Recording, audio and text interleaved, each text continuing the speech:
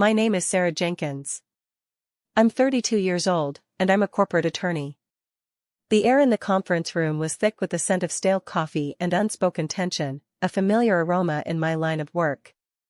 I smoothed the lapels of my blazer, my gaze sweeping over the polished mahogany table, the scattered legal pads, and the faces already assembled. Then I saw him. My brother, Mark, slumped in his chair, looking smug as he always did when he thought he had the upper hand. He was talking animatedly to our father, oblivious to my presence, a chipped ceramic mug clutched in his hand. He didn't even glance my way as I entered, escorted by Mr. Henderson, the opposing counsel. "Gentlemen," Henderson announced, his voice cutting through the low murmur, "this is Sarah Jenkins, lead counsel for Jenkins Industries." Mark's head snapped up. His eyes, usually so quick to dismiss, widened in shock, then narrowed in disbelief. The smugness drained from his face, replaced by a pale, stunned expression. For a split second, I saw the ghost of a memory flash through his eyes, a younger me, hopeful, articulating a dream, and his sneering reply. I felt a familiar knot tighten in my stomach, but this time, it was quickly overshadowed by a quiet, steely resolve. He had called me dumb for law school. Today, I was here as counsel. And I wasn't going anywhere. To understand the full weight of that moment, you need to know about Mark and me, and the unspoken rules that governed our family. Mark is 3 years my senior, 35 now, and from the moment he could walk, he was the golden boy. Athletic, charming, and possessed of a confidence that bordered on arrogance, he was destined to take over Jenkins Industries, our father's mid-sized manufacturing company. Our parents, Robert and Eleanor, adored him. My role, it seemed, was to be the quiet, studious younger sister, the support act. I loved books, puzzles, and dissecting complex ideas, interests that were often subtly, or not so subtly, dismissed as hobbies compared to Mark's real work. The family business wasn't just a company, it was the bedrock of our identity, a legacy stretching back 3 generations. Mark joined it straight out of college, starting in sales and quickly moving up. He embraced the long hours and the cutthroat nature of the industry, thriving on the competition. Our father, Robert, saw himself in Mark and showered him with praise and opportunities. I, on the other hand, was encouraged to pursue something safe, something that wouldn't rock the boat or threaten Mark's ascendancy. I remember the evening vividly. I was 19, home from my freshman year of college, brimming with the excitement of a new philosophy class. I mentioned at dinner that I was considering law school, maybe focusing on corporate law to combine my analytical skills with a practical career. Mark, then 22, was holding his usual oversized, chipped ceramic coffee mug, already talking about a new deal he'd closed. He paused, mid-sentence, and looked at me with a smirk. "Law school? Sarah, you're not exactly cut out for that. You're too sensitive. You overthink everything. Stick to something easier, like teaching, or helping out with the books here at the company. Honestly, you're just dumb for law school." My parents shifted uncomfortably in their seats, but neither of them said a word to contradict him. The silence was deafening. I felt my cheeks flush, a hot wave of humiliation washing over me. It wasn't just the words, it was the casual dismissal, the certainty in his voice, as if he knew my limitations better than I did. I mumbled something about it just being an idea, and the conversation quickly moved back to Mark's latest triumph. From that day on, the idea of law school became a secret ambition, fueled by a quiet defiance. After college, I took a job as a paralegal at a small firm downtown. It wasn't glamorous, but it was practical. I learned the ropes, saw how the legal world really worked, and confirmed that my analytical mind was well suited for it. Every evening, after long hours of drafting documents and organizing case files, I'd come home and study for the LSAT. I paid for the prep courses myself, squirreling away every extra dollar. Mark, meanwhile, was promoted to vice president of operations at Jenkins Industries. He'd occasionally call me, not to check in, but to offer me a real job in his department, usually involving administrative tasks that felt like a step backward from what I was doing. "You're wasting your talent, Sarah," he'd say, "chasing after something you'll never truly get. Come work for me. I'll make sure you're taken care of." He genuinely believed he was doing me a favor. When I finally got my acceptance letter to a reputable regional law school, I told my parents first. They were cautiously proud, but their immediate concern was Mark's reaction. I called him, bracing myself. He listened, then let out a short, humorless laugh. Well, good luck with TH. Don't come crying to me when you realize it's not for you. It's a dog-eat-dog world, Sarah. You'll see. His words stung, but they also hardened my resolve. He still saw me as the naive little sister, incapable of navigating the complexities of the world he dominated. Law school was grueling, but I thrived. I loved the intellectual challenge, the intricate dance of legal arguments, the precision of language. I interned at a corporate firm, discovering a passion for contract law and corporate governance.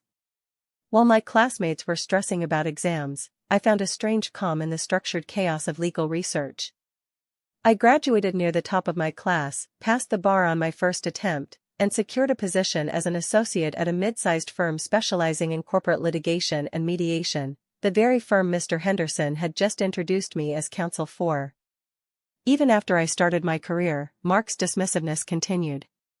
He'd make comments at family gatherings. "Oh, so you're still fetching coffee for the big shots now? That's nice. Still not as good as running a real business, is it?" He never once asked about a case I was working on, never acknowledged the long hours or the intellectual rigor of my profession. He saw it all as a temporary phase, a flight of fancy before I'd inevitably return to the fold, perhaps to a comfortable, low-stakes role within Jenkins Industries, under his benevolent supervision. I realized then that it wasn't just about him thinking I was dumb. It was about him needing to feel superior, needing to keep me in a smaller box so his own accomplishments felt grander. He couldn't tolerate anyone, especially his younger sister, achieving something he hadn't directly facilitated or controlled. My success, in his mind, diminished his own. That was when the numbers stopped looking accidental. Our father, Robert, had been talking about retiring for years, gradually handing over more control to Mark. But lately, Robert had seemed unusually stressed. He'd make veiled comments about unforeseen complications at the factory, about a crucial supplier, Allied Parts, threatening to pull out of a long-standing contract. Mark had assured him everything was under control, but the worry lines on Dad's face deepened with each passing week. A few months ago, I received a call from a senior partner at my firm, David Chin. He explained that Jenkins Industries was facing a significant breach of contract claim from Allied Parts, potentially worth millions. Robert had discreetly reached out to the firm, seeking legal counsel, specifically for someone experienced in corporate mediation. David Chen, knowing my expertise and my family connection, had assigned me the lead role. He knew I could handle the pressure, and he trusted my judgment, even if I was representing my own family. My father had no idea I would be the one walking into that room. The day of the mediation, my stomach fluttered with a mix of nerves and anticipation. I had spent weeks poring over Jenkins Industries contracts, Mark's internal communications, and the correspondence with Allied Parts. The situation was far more complex than Mark had let on. His decisions had indeed created a significant liability for the company. I prepared a detailed brief, outlining our position, our vulnerabilities, and our negotiation strategy. I wanted to represent my father's company, and his legacy, to the best of my ability, regardless of Mark's presence. I walked into that conference room, my brief in hand, my resolve ironclad. As Mr. Henderson finished his introduction, Mark finally reacted. His jaw, which had been slack with surprise, tightened. "Sarah? What are you doing here?" he blurted, his voice laced with indignation. He looked at my father, then back at me, as if I were a misplaced piece of furniture. My father, Robert, looked equally stunned. He hadn't known I was assigned to the case. A slow realization dawned on his face, a mixture of surprise and something that looked like dawning pride. I met Mark's gaze evenly. As Mr. Henderson stated, "Mark, I am here as lead counsel for Jenkins Industries. I'll be representing the company in this mediation." My voice was calm, professional, devoid of any personal emotion. I took my seat opposite Mr. Henderson, placing my brief squarely on the table. Mark scoffed, a desperate attempt to regain control. This is ridiculous. You? What do you know about this? This is a serious business matter, not some mock trial.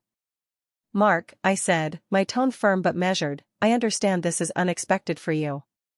However, I am fully prepared and authorized to represent Jenkins Industries. Any further personal comments will be considered a distraction from the matter at hand and will not be tolerated during this proceeding.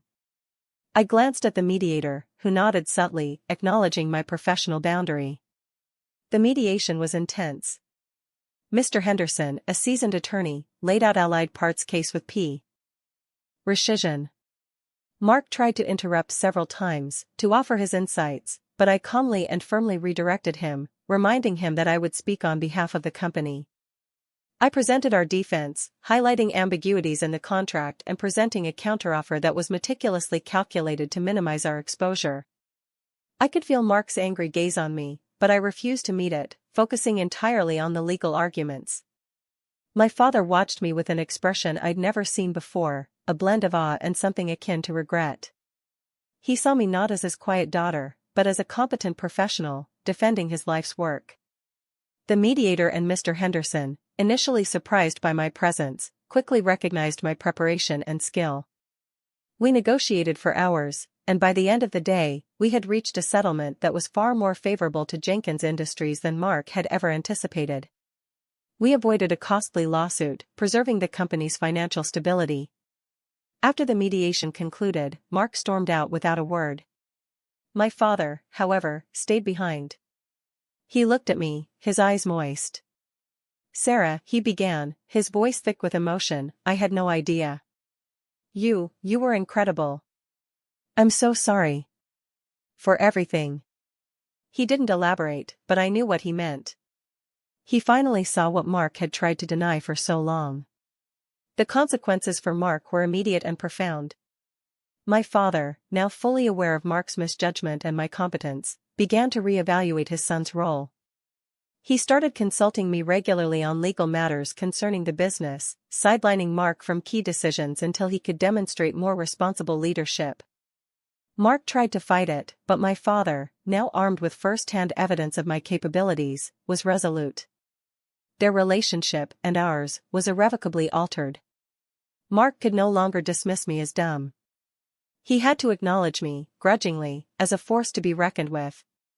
Our family dynamics had shifted, not with a bang, but with the quiet, undeniable authority of a well-articulated legal argument. Back in my office a few days later, I sat at my desk, sipping coffee from my firm's sturdy, embossed ceramic mug. It was heavy, substantial, a stark contrast to the flimsy, chipped mug Mark always used, the one he'd held when he'd called me dumb. The quiet hum of the city outside my window felt like a symphony of earned accomplishment. I had arrived.